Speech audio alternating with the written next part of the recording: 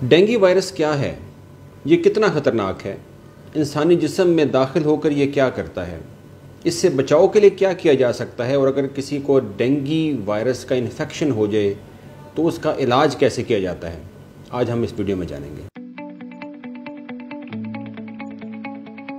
बिस्मिल्लाहिर्रहमानिर्रहीम। मेरा नाम डॉक्टर मुज़म्मिल है और मैं एक नेफ्रोलॉजिस्ट हूँ। डेंगू वायरस की 4 टाइप्स होती हैं। ये जो वायरस है ये 4 टाइप्स का होता है। Dengue virus 1, 2, 3 and 4। पाकिस्तान में जो डेंगू वायरस ज़्यादा प्रेवलेंट है वो डेंगू वायरस 2 और 3 है। डेंगू वायरस जब इंसानी जिस्म में दाखिल होता है तो ये दाखिल होने का ज़रिया मॉस्किटो होता है, यानी कि जो मच्छर है उसके काटने से ये फैलता है और इंसानी जिस्म में, इंसानी सर्कुलेशन में, इंसानी ब्लड में दाखिल हो जाता है।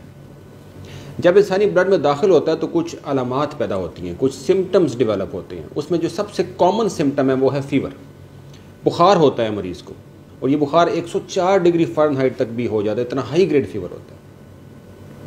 किसी इंसान को अगर बुखार हो और उसके साथ उसको इन 7 में से कोई सी 2 अलामात आ जाएँ तो हम कहते हैं कि उसको डेंगू वायरस हो गया है। अब ये 7 अलामात कौन कौन सी हैं? एक तो शदीद सर में दर्द हो जाना, आँखों के पीछे दर्द का होना, पट्ठों और जोड़ों का शदीद दर्द होना, दिल का मतलाना, उल्टियों का आना। इसके अलावा जो जिस्म के गदूद होते हैं, जिसे हम लिम्फ नोड्स कहते हैं, उनका स्वोलन हो जाना और जिस्म पर रैशेस का पड़ जाना, ये कुछ अलामात हैं। अगर बुखार के साथ इनमें से कोई से 2 अलामात आ जाएं तो हम उसको एक शक जाहिर करते हैं कि इसको डेंगू वायरस। जब डेंगू वायरस इंसानी जिस्म में दाखिल हो जाता है तो एक डिज़ीज़ की शक्ल इख्तियार कर लेता है। अब इन डिजीज़ की 2 टाइप्स होती हैं। एक होती है कि डेंगू वायरस विद और विदाउट वार्निंग साइंस, दूसरी होती है सीवियर डेंगू इन्फेक्शन। तो जब किसी इंसान को डेंगू वायरस होता है, बुखार होता है, उसको हम तशख़ीस कर लेते हैं कि डेंगू है इसको, तो उसके अंदर कुछ वार्निंग साइंस को चेक करने की ज़रूरत होती है। वो ख़तरनाक साइंस होते हैं। अगर वो किसी के अंदर आ रहे हों तो दैट मीन्स कि उस पेशेंट को 24 से 48 घंटे स्ट्रिक्ट ऑब्जर्वेशन में रखना चाहिए, वरना कोई कॉम्प्लिकेशन या पेचीदगी डेवलप हो सकती है। अब वो वार्निंग साइंस कौन कौन से हैं?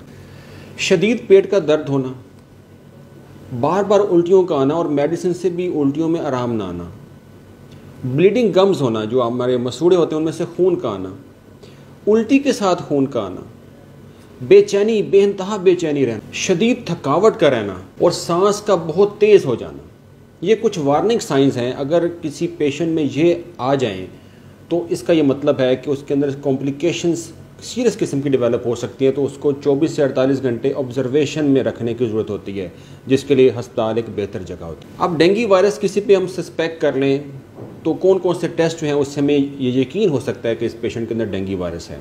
तो सबसे जो बेस्ट टेस्ट है वो तो है PCR, RT-PCR इसको कहते हैं, जो कि थोड़ा सा मुश्किल टेस्ट है, हर जगह अवेलेबल भी नहीं होता और थोड़ा सा कॉस्टली भी है, इसलिए ये यूजुअली परफॉर्म नहीं किया जाता।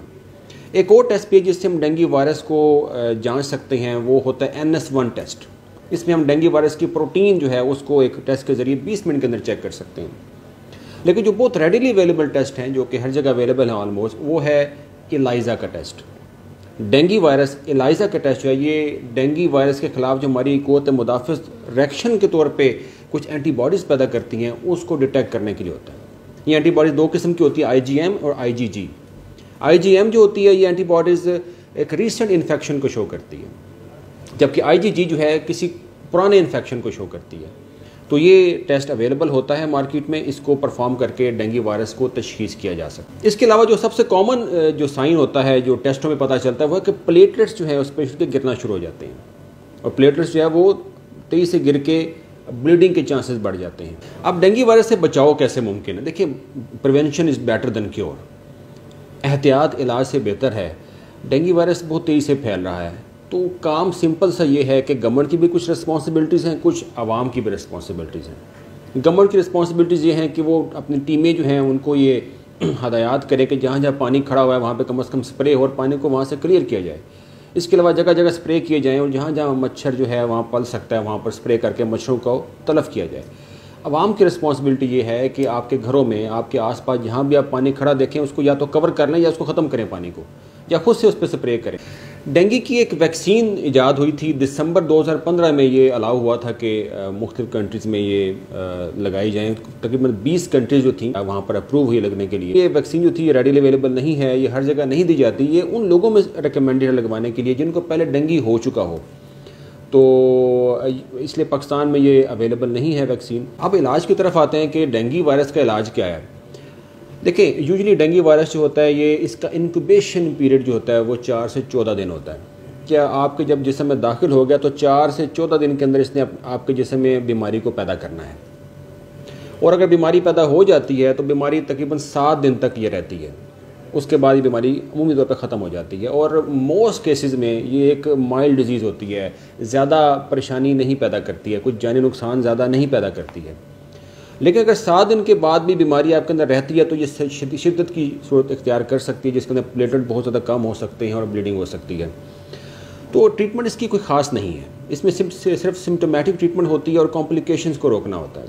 सिम्टोमेटिक ट्रीटमेंट क्या है कि अगर बुखार हो रहा है और आपके जिस्म में बहुत शदीद दर्दें हो रही हैं तो आपको पैरास्टामोल की दवाई खानी है। बाकी जो पेन किलर्स होती हैं वो उससे बिल्कुल इज्तनाब करना है, क्योंकि अगर वो खाएंगे तो ब्लीडिंग हो जाएगी। सिर्फ पैरास्टामोल आपके लिए सेफ़ है। दूसरी चीज़ ये है कि आपको हाइड्रेट रखना है। पानी जो है उसकी किल्लत नहीं होनी चाहिए, पानी पिलाते रहें, पानी पीते रहें, हाइड्रेट रखें। ये दो इसकी जो है ट्रीटमेंट ऑप्शंस हैं हमारे पास, एक पैरास्टामोल, दूसरा अपने आप को हाइड्रेट रखना।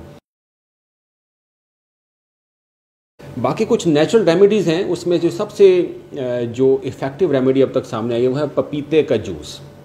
जो पपीते के पत्ते होते हैं उसका तरीका ये होता है कि 5 अदद पपीते के पत्ते लें, उनको अच्छी तरह धो के उनको काट लें।